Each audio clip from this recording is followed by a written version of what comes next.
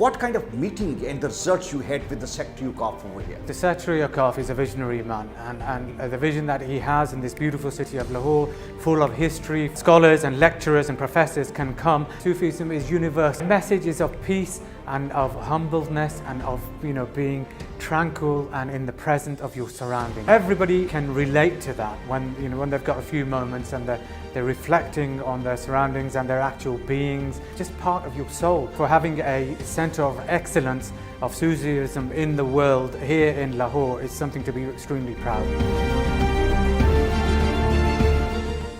For many of the Pakistanis, UK is like a second home. And not only that, we visit there very often, but a lot of our friends, they live there. And a lot of the people with the Pakistani origin, the third or the fourth generation maybe, but they are there. And not only they are making their presence felt in a very strong way.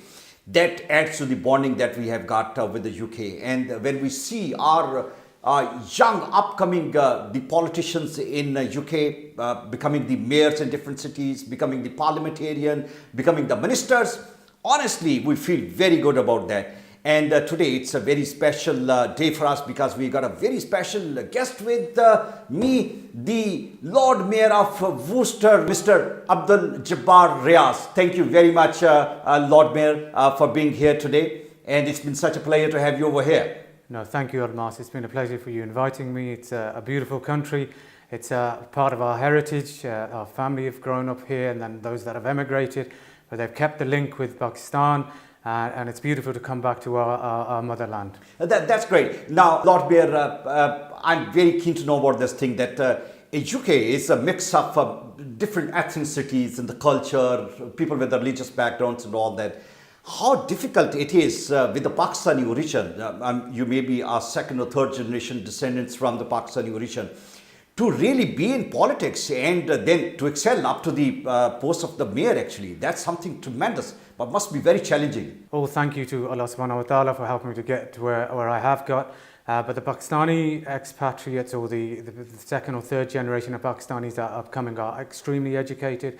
They are integrated into the society. As you know, we're a minority there, so we have to fight for our rights.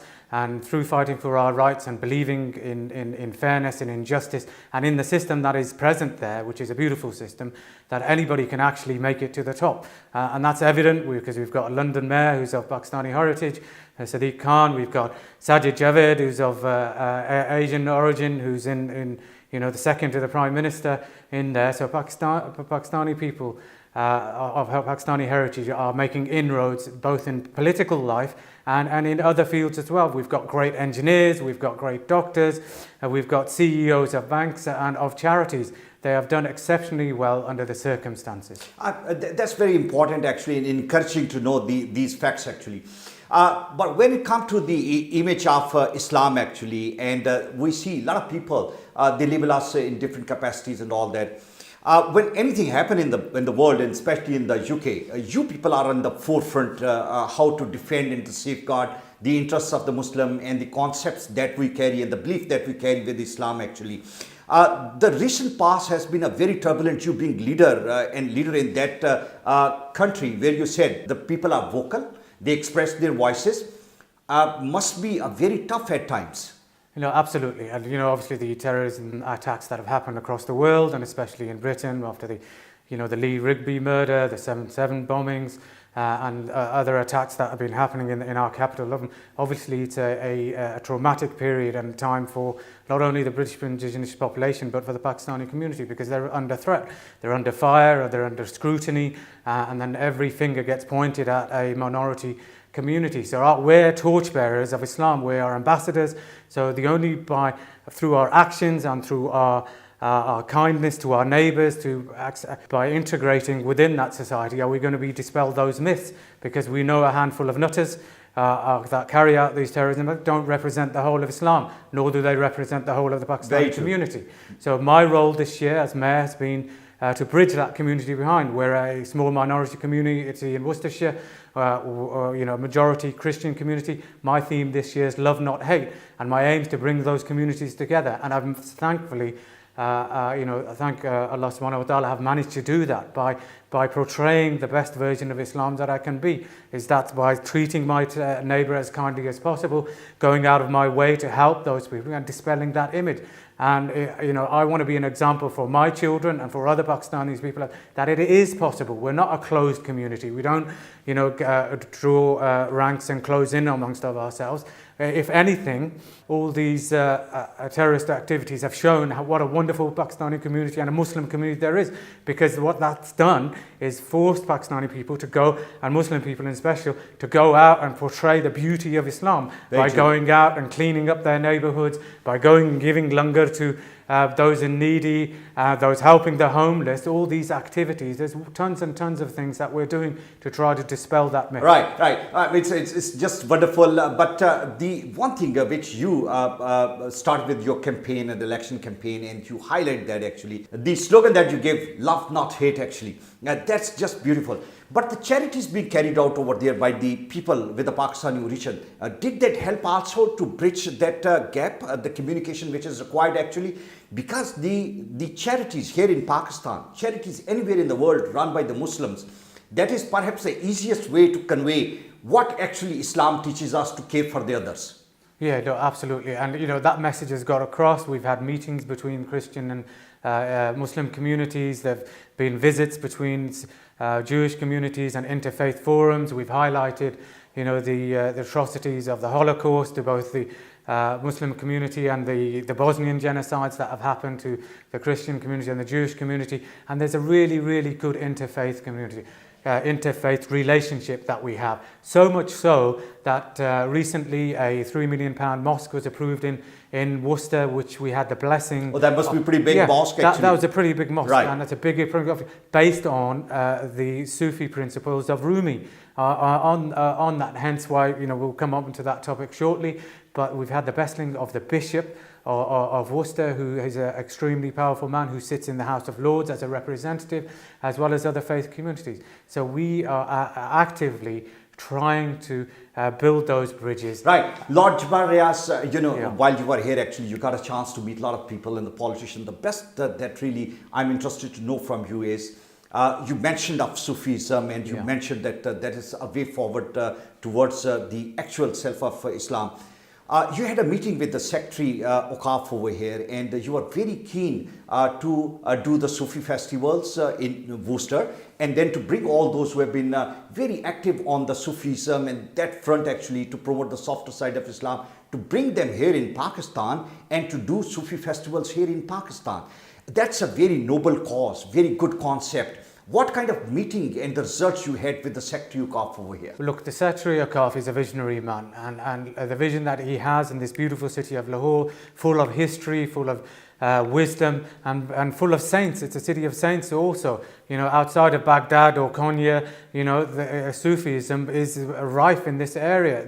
The history of what we've got, Pakistani scholars of saints, city in the, is perfectly located for a festival of this kind to take place, where world-leading scholars and lecturers and professors can come and explore and explain their version of Sufism. Sufism is universal. It's universal. It goes across right. all religions. It's not a particular religion that is Islam. I mean, we live in the middle of the Punjab here. We're seated here, and we've got our Sikh brothers and sisters just all through the Punjab who are the right. Yeah, and the vision of the Secretary and the Prime Minister also to put up a Sufi university over here, that's going to provide a platform for the scholars all over the world to come here and to do research and do PhD and to come and join that university. Look, that is an extremely noble and visionary vision.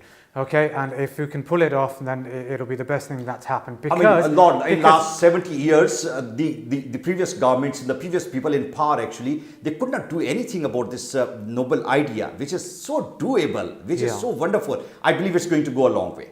Yeah, exactly. And, for having a center of excellence of Sufism in the world here in Lahore is something to be extremely proud of. Are you planning to do something similar in Worcester also? Look, with the help of we're going to let Lahore take the lead. We're going to learn from you. We're going to learn from what's happening on here. And hopefully, and my intention fully is to go back home, present it to the British Council as well as local councils and get their buy-in, and hopefully host it in a very universal and liberal place called Malvern Three Counties Showground, which is Oh, world that's a wonderful famous, place. That's which right. is a world famous royal backed venue, Right. which science festivals happen and Three Counties Showful helps in, and I'd love it for it to come back there. And Sufism is not for Islam only. It's the people from all the religion and the faith, they can come and participate in that. Actually. Exactly. The Right. message is of peace and of humbleness and of being tranquil and in the present of your surroundings. And you feel Appreciate- they all feel associated to it.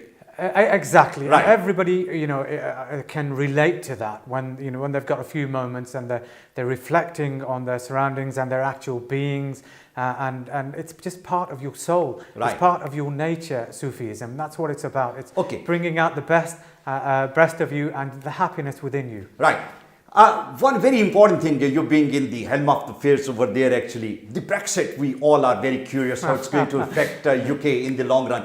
Now, the countdown has started, actually. How do you see, because we see the things from the other side of it, and you directly being in charge of the lot of things over there, how it's going to affect the UK economy and UK power centres? My city is 50-50, just voted in favour of Brexit. My ward itself voted against Brexit. So, we're split down the middle here. I mean, for what's happened, what we've got to look for the future. Life will still go on. Life Right, will still it go on. doesn't stop. The sun will still rise in the That's west. right. And there's a lot of fear going around here, and a lot of businesses, and there's some genuine fear because a lot of businesses have got good relationships with Europe. The fact is, nobody really knows, and we're trying to get the government to find out exactly what it means for us. But in the face of uncertainty and possibly what you may see as chaos, within that, there's opportunity. There's opportunities for the great industrialists that we have in Pakistan to build trade agreements with Britain to start exporting more. If there's a food shortage that everybody's talking about, that's going to delay things at the border, the bureaucracy. Then where does Pakistan fit into that? Very right. Let me highlight that actually with the Brexit, as you rightly said, there's an opportunity. There's opportunity not only for the businessmen, there's opportunity for the professions with the good standings, like the doctors, the nurses, because all those working from the Eastern European countries, they might be going back, but there is going to be more need over there actually. Look, and the Pakistani can explore that. Absolutely. Our NHS is full of foreign workers, Right. and the opportunities there, and we're blessed to have our nurses coming from India and Pakistan, for our doctors, our highly educated doctors coming from here, and also a lot of the legal profession that are working over there. So there's opportunities there, those that have visa issues, those that have legal documentation issues. There's opportunities everywhere. You just need to know where to look, be optimistic, and see where you fit in. How worried are the people in UK with the current Pakistan-India scenario actually? You deal both with the Pakistanis and Indian, with the Indian and Pakistani origin actually. They sitting over there must be very perturbed with the situation. Are they? Look.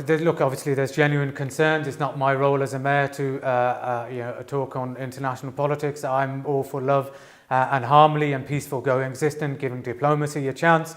And I'm sure I have complete faith in the ability of both the Pakistan administration and the Indian administration to sit and sort this out.